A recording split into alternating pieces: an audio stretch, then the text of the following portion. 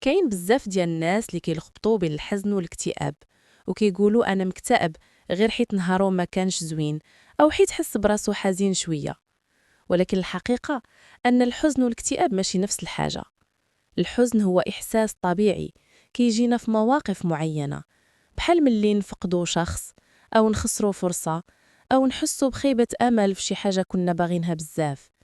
في هاد اللحظات القلب كيتقال والعين ممكن تبكي، ولكن رغم داك الألم كنقدروا نضحكوا شوية، نخرجوا، نبدلوا الجو، وكنحسوا أن الحزن غادي يدوز مع الوقت. الحزن بحال الغيم اللي كيدوز من السما، كيخلي أثر صغير ولكن كيمشي. أما الاكتئاب فهو حاجة أعمق، ما كيبقاش غير إحساس، كيتحول لحالة كاملة كتحاصر الإنسان. الشخص اللي مكتئب ما كيبقاش عنده طاقة يدير والو، لا يبغي يهدر، لا يخرج، لا ياكل، لا حتى يشوف الناس. كيبدا يحس بحال الا كلشي فقد المعنى، حتى الحوايج اللي كان كيعشقها ولات ما كتعني ليه والو. الاكتئاب ما كيبكيش ديما، مرات كيجي بصمت، في شكل تعب، فراغ او رغبة في النوم بزاف.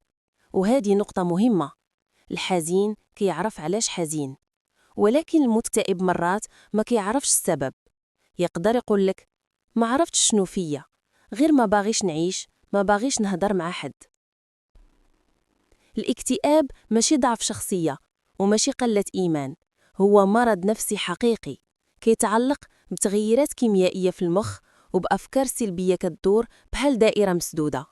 الإنسان اللي كيعاني من الاكتئاب كيبغي يرتاح ولكن ما كيعرفش كيف. مرات كيتخبى ورا ابتسامة باش الناس ما يحسوش بيه، ولكن من الداخل كيتألم بصمت. وهذيك الابتسامة كتكون دفاع ماشي سعادة. الفرق الثاني بين الحزن والاكتئاب هو أن الحزن كيتعالج بالوقت وبالدعم، ولكن الاكتئاب كيتطلب مساعدة مختص. الطبيب أو الأخصائي النفسي ما كيساعدكش غير بالكلام، كيعطيك الأدوات باش تفهم راسك وباش تبني التوازن من جديد.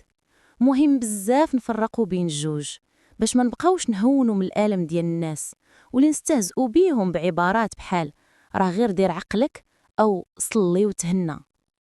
الإيمان طبعا كيعطي القوة، ولكن العلاج النفسي كيعالج الجرح اللي ما كيبانش.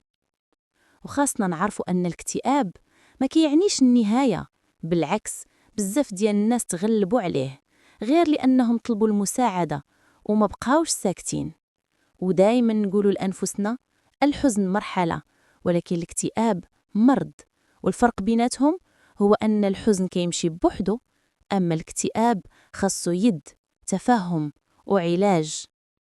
فاش تحسي براسك ما بقاتش عندك طاقة، ما تهمليش نفسك، ما تقوليش غادي تدوز، بالعكس هذيك أول إشارة خاصك تسمعيها، لأن الراحة النفسية ماشي رفاهية، هي ضرورة، بحال النفس اللي كنتنفسوه. قلب